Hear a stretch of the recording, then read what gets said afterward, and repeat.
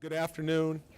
I'm Mayor Kevin Johnson, the mayor of the city of Sacramento and vice president of the U.S. Conference of Mayors. I'm honored to be here today from such a historic occasion.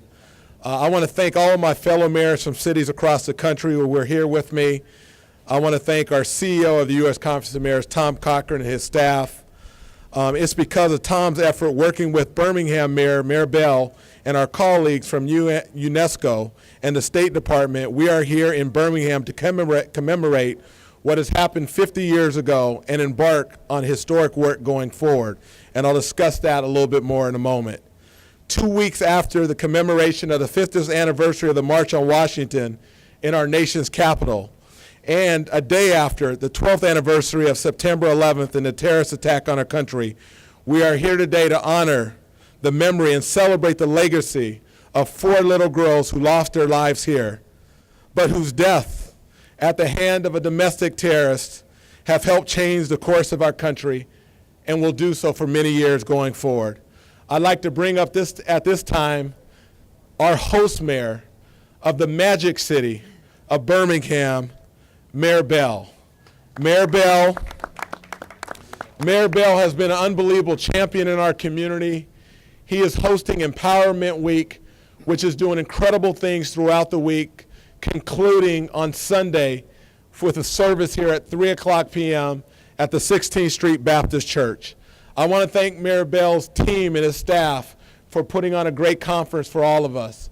And then lastly, I asked Mayor Bell yesterday, what would success look like on Monday morning? And he said success would look like this, that if everyone in Birmingham on Monday morning feels that they are uplifted for what took place in Empowerment Week, that would be a success. And for everyone who are visiting Birmingham, when they leave Birmingham, they feel uplifted to continue to work ahead. Let's give a round of applause for Mayor Bell from Birmingham. Thank you, Mayor Johnson, Vice President Johnson, and to all of my fellow colleagues who are mayors within the U.S. Conference of Mayors. It is truly an honor to have you in our city for this auspicious occasion. I also want to join my thanks to Tom Cochran and his entire staff at the U.S. Conference of Mayors. When we approached Tom with participating in this event, he didn't hesitate. In fact, Tom took it far beyond my imagination by inviting UNESCO to become a partner with us in commemorating the events of 1963. And the reason why UNESCO is participating is because there still exists discrimination. There still exists disparities because of how people look, how they speak, and the God they pray to. And UNESCO is working to eliminate that. And by them joining forces with the U.S. Conference of Mayors and coming here to Birmingham, the cradle of human rights and civil rights, they do us great honor. We also want to note that we had the keynote speech coming from a great mayor who we all consider to be the Dean of Mayors, Mayor Joe Riley of Charleston.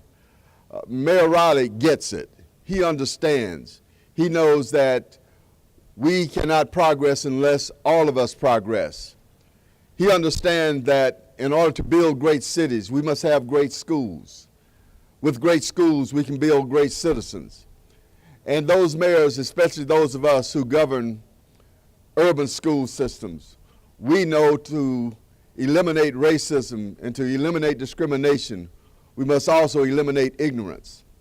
And that means that we must become actively involved in the educational process of all of our children and make sure that they understand who they are, what they are, and where they're going. So mayors, I thank you. I appreciate you being here, and I appreciate you giving us the support on this occasion that we commemorate the bombing of this church, the loss of lives of those 4 little girls and the 2 young men on that Sunday morning that changed my life, that changed your lives, and changed the lives of this country for the better. So we thank you for being here, and you do me great honor as the mayor of this great city, Birmingham, Alabama. Thank you. Thank you, Mayor. I know he's a mayor, but I know he's also a preacher. He preached to us last night. Got us deeply rooted in this whole struggle. So Mayor Bell, thank you so much for your leadership. I am humbled by this entire experience, but also reminded that the civil rights movement is not simply a moment in time, but it's an ongoing battle forward. And for me, I talked earlier about working with UNESCO and the U.S. State Department. The U.S. Conference of Mayors is establishing a U.S. coalition of cities against racism and discrimination as part of our international coalition of cities and our global network. We know the fight here is domestically in this country is important, but we know internationally civil rights are also very important. So today we are announcing the coalition of a 10-point action plan against racism and discrimination to demonstrate our commitment to make our cities more tolerant, friendly. In just a short period of time, we have over 50 mayors who have signed up and expect to have many more that are part of this great commitment, our 10-point action plan. Through the U.S. Conference of Mayors, the 5 points are: 1, we are going to speak out against racism and other forms of discrimination. Number 2, we're going to advocate for inclusion and non-discrimination in and as it relates to federal laws. Number 3, we are going to support sentencing and prison reform. Number 4, we're going to support reentry programs that make a difference. And number 5, we're going to call on national efforts to reduce poverty. And that's the U.S. Conference of Mayors commitment. We locally are going to go back to our cities and pledge to do 5 things. 1, promote inclusion through city policies. 2, take advantage of the bully pulpit to speak out in a bold way against hate crimes. Number 3, promote education and celebrate our differences. Number 4, to integrate immigration into our communities. And lastly, to celebrate diversity in our cultures. So at this point in time, I'd like to bring up a series of mayors. They'll each speak for a moment. Prior to coming out here today, we had a panel. And we have mayors that sat on a panel that talked about economic justice. And we have mayors that sat on a panel talking about promoting tolerance and how important that is. So again, I'm very proud for our mayors. This is not just rhetoric for us. It's about jobs. It's about demand for action. It's requiring us to get things done. And we as mayors feel that we are at the epicenter for things getting done in real ways. So at this point, I'd like to bring up the Dean of Mayors, the one and only Mayor of Charleston. And he's probably the Mayor of Charlotte as well, Mayor Joe Riley. Thank you. Thank you very much, Kevin. Thank you for your leadership as Vice President of the Conference of Mayors. And we are here to, as has been stated, to observe the tragic event, bombing of this church 50 years ago Sunday, and the loss of those 4 precious little girls. We also come here observing the 50th anniversary of the March on Washington and the great achievements that have happened with and for our country in these past 50 years.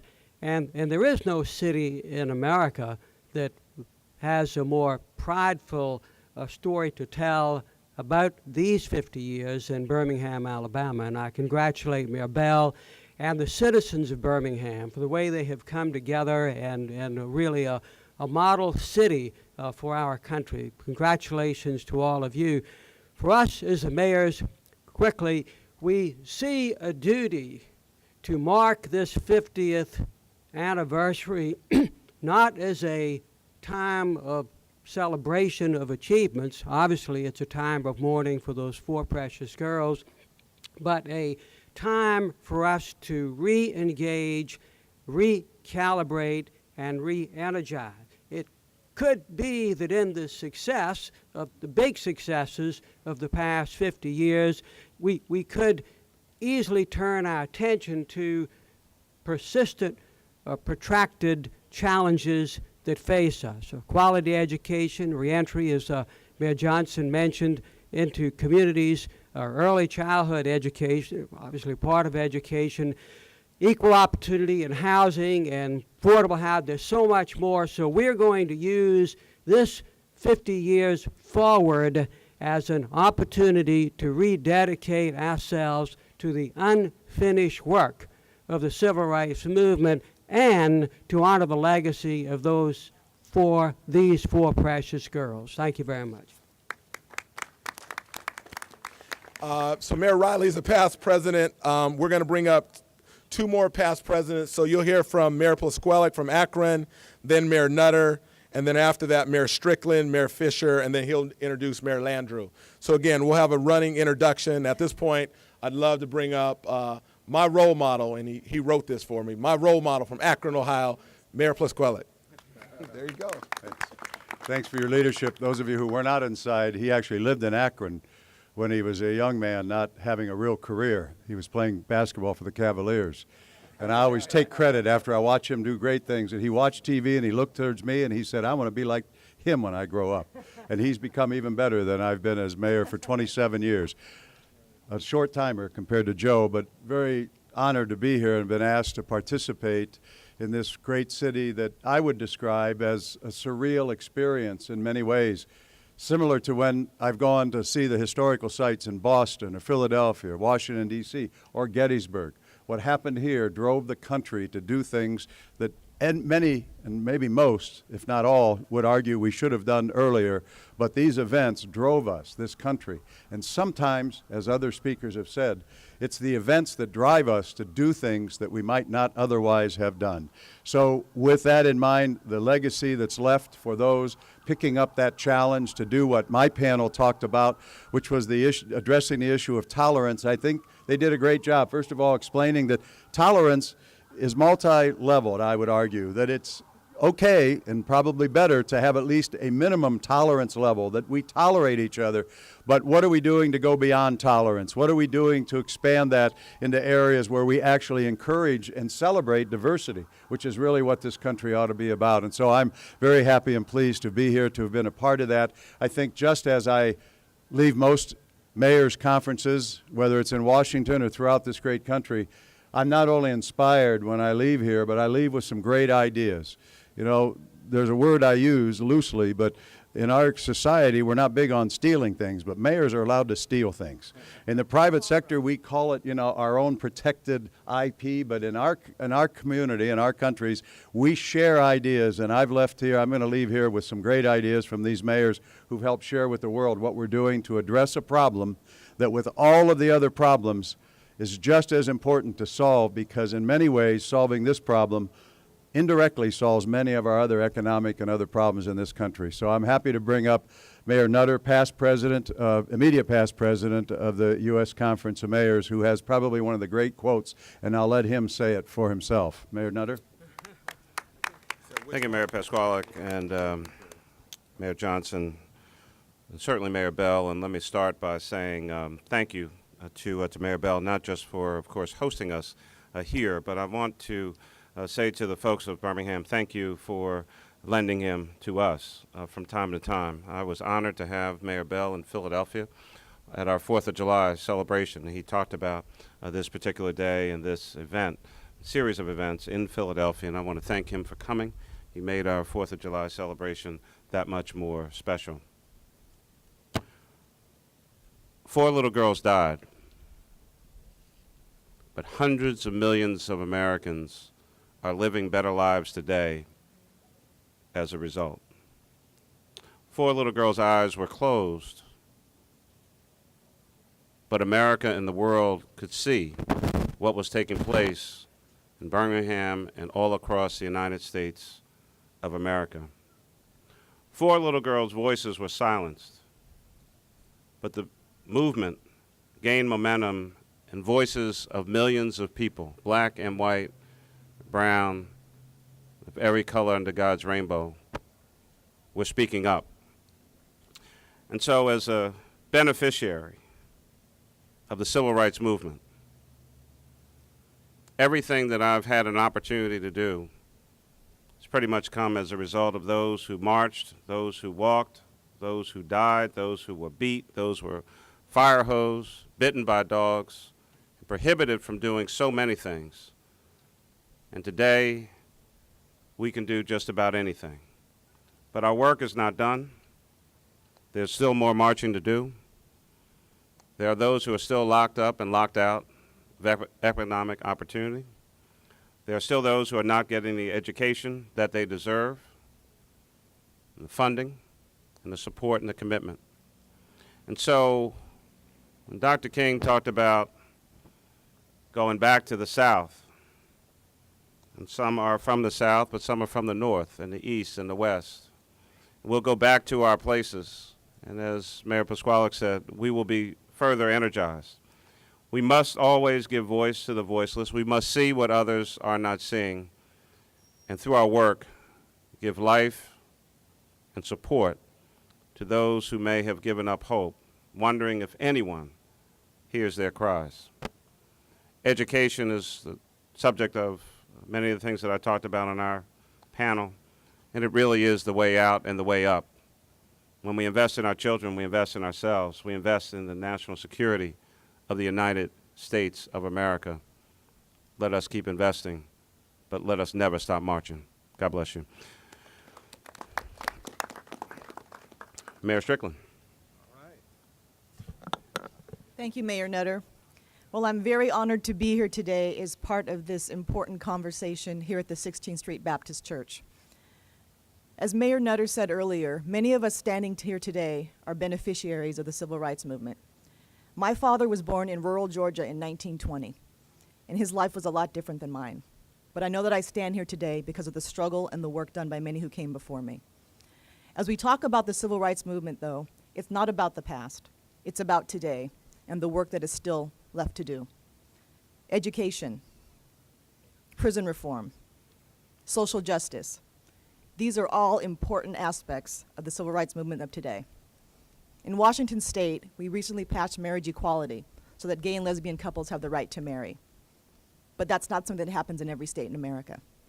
As we talk about what's important to us as a nation, as communities, and as cities, we have to always remember the great work that was done before us, but always keep in mind that there's much work to do ahead of us. It takes courage to speak out, especially in a time when there are no longer laws that allow discrimination. Because it's sometimes subtle and ingrained in systems, it's actually more brave to speak out now, because people will often say, well, it's against the law. You have a black president. You're a black mayor. There are no problems. Well, we know that's not true. So as mayors, we boldly speak out, and as members of our communities, we ask you to join us and boldly speak out as well, and join us in what we call Civil Rights 2.0. Thank you. Mayor Fisher? I'm Greg Fisher, the mayor of Louisville. 50 years ago, people saw differences as deficiencies. So we stand here now knowing, as a business person that happens to be mayor, and my fellow mayors, we see differences as strength, as differences that's critical building blocks to grow our international competitiveness, our educational competitiveness at the same time. So as mayors, it's incumbent upon us to hopefully inspire our citizens to intentionally come together and learn about people that are different from them, whether it be gender, orientation, skin color, ethnicity. This is what builds a great city. It's what builds a great company. It's what creates jobs at the same time. So my request is simple for each one of our citizens in each one of our cities and our city leaders. Everybody commit to one action. Call on people in your community to volunteer. Work with people that don't look like them in the trenches. Know each other from the human level, not each other from the apparent physical differences, but from the heart and from the soul. And last, in a moment of questioning, just be compassionate. Simple. Being compassionate makes you happy. It's not really tough. We're fortunate to have our cleanup speaker, Mayor Mitch Landrieu. Comes from a family tradition of social justice. Mayor Landrieu is one of our strongest speakers for right and good. Mayor? Thank you, Mayor Fisher. Mayor Bell, thank you so much for having us, and to all the mayors, thank you for having the courage to be summoned, as Mayor Joe Riley did today, to a purpose and a recommitment. 50 years ago, when Addie Mae Collins, Denise McNair, Carol Robinson and Cynthia Wesley were in the dawn of their life. Their lives were snuffed out by almost imaginable hatred that was so manifest and so raw that the nation responded in a way that it had been compelled to do for almost 150 years before that. When you think about the work of Wilbur Wilberforce, Frederick Douglass, Harriet Beecher Stowe, before it even got to the desk of President Lincoln, and jumping forward very quickly to the work of the Civil Rights Movement and Dr. King, and the speech that he gave 50 years ago that was commemorated by President Obama, you have a sense, as Mayor Nutter has said, that there's a reason why it's called the Civil Rights Movement. It is not a civil rights event. It is watching ourselves as a nation every day respond to, and in some instances not, the incredible call to build what Mayor Riley called a just society. He said inside in a very provocative speech just a moment ago, you cannot be a great city if you are not a just city. And of course, you cannot be a great America if you cannot be a just America. I think everybody who was here with me today would say that as we commemorate 50 years of the Civil Rights Movement on this very sacred sod that was consecrated by the blood of these four beautiful young angels, that we have come a very, very long way, undeniably so, but that we as a nation are not yet finished the hard work of creating justice and equality for all. And as a consequence, America is not the nation yet that she always dreamed that she would be.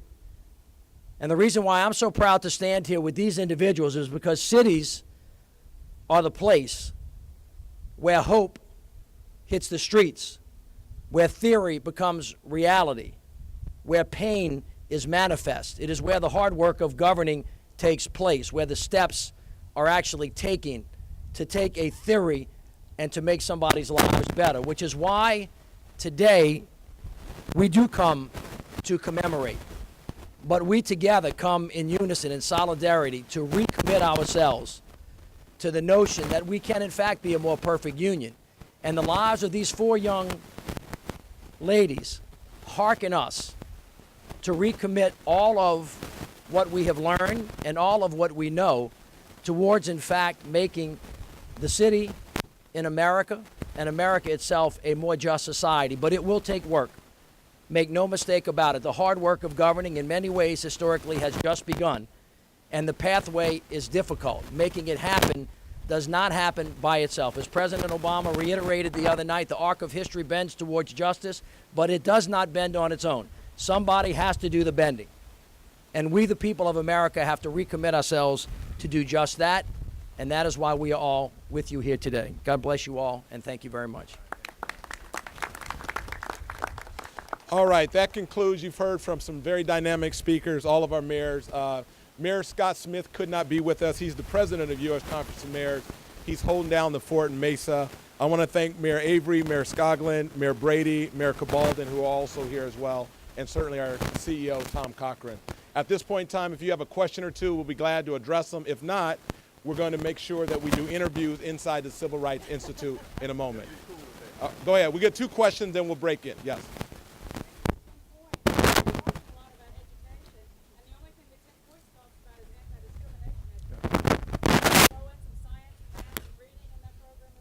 Yeah, so for us, I think there's just two separate issues. I don't know if you participated in the panel discussion earlier. We talked about economic justice. We talked about promoting tolerance. And it was very clear that everything we do, there's a thread of education that goes through all of it. There's no way you can improve the economic lot of young people or young adults or older adults without having a high quality education. All of us as mayors believe that education is a civil rights issue of our time. Far too many of our children are not getting the high quality education that they deserve. So this would be a complement to our fight and struggle to make sure all of our children have access to really good schools. The last point I'll make, and we've all said this, you cannot have a great city without great schools. and we know that public schools are at the forefront of everything that we do. We also believe there's options, so there's got to be many options for young people to choose from. So thank you for that. Yeah, okay. Second question? I know the San Francisco, Chris spoke about the president and what he's doing for the city. We all know he's breaking his neck to deal with the racism in the Senate and the Congress. Now the mayor's got to know that he went from San Francisco to Arizona to get his finger pointed in his face about trying to get the jobs to come back for Intel, who brought 2 new factories. He went to Milwaukee and built this factory for steel. He went to Detroit and brought the Korean factory back to Detroit, in several cities. And Mayor Nutter, and we've been all over the country. I've followed him all over the country. How dare we not understand the racism in the Congress and the Senate to hold and stop anything he's doing? And Chris, how dare we not understand that he's trying all he can against all the odds? So what do we do as cities to stop the racism against our president? And I think as mayors, the Republicans and the Democrats, I know I went to Louisville. Okay, we're good. We got it. So I'm going to bring Mayor Cabaldon up to address that really quickly, and then I'm going to have Mayor Nutter come up and close us out before we break. You're gonna say no. Look, this is not a challenge. This is what we fought for, was the ability to fight for our president, to fight for an African American leader in our country that is being challenged. We didn't expect that an election was going to wipe away the Congress. Maybe we should have. That it was going to wipe away 2 centuries of institutionalized politics that was around racism. So that's not something we say, oh, that's horrible. That's too bad. We have to take that on. And that means the whole country taking these issues forward and fighting not just for him, in fact, not even mainly for him, but for what we're talking about in terms of all of these issues. We do it every day, right? One of the things I love about Birmingham is the lesson that it taught our country that, yeah, it's about what the pundits are saying on the talk shows. It's about Meet the Press. It's about, some Senate minority leader or House majority leader a little bit. But what it's really about is that park over there. What it's really about is my access to the bathroom over there. What it's really about is, can I walk down the street without getting shot or falsely arrested? What it's really about is, if I act out in school in 3rd grade, am I going to get expelled from having any opportunity after that and then sent to jail 2 years later? That's what it's about. And regardless of the mess that's going on in Washington, D.C., that's what we can do something about. And Birmingham, more than any other place in this country, ought to be a beacon of a lesson that is the case, that it is about people taking charge of their own communities through direct action around things that matter, that will send the signal, send the message, and hold the rest of the government accountable, rather from starting at the top and hope it's going to trickle down. I think I'm the last speaker. I would say in a more comprehensive way that if you want to do something about what's going on in Washington or your city or your state, vote. Vote. Everybody is equal on Election Day. Tall, short, whatever other comparisons you want to make, everybody has one vote. We should use that vote. If you don't like what's going on locally, state level, nationally, vote. No elected official has ever put themselves in office by themselves. They get voted in, and folks can get voted out. And if we don't like what's going on, that's how we should focus. So we're going to stay focused as mayors, working on the things that we know that we can do back home. As I said earlier, education really is a crime reduction strategy. It's a poverty reduction strategy. It's an illiteracy reduction strategy. It's an unemployment reduction strategy. If we invest in our young people, we can move America. When we educate our young people, we can eliminate ignorance. We can improve the participation in what's really going on in the United States of America and make sure that folks have the information that they need. They'll make good decisions. God bless you.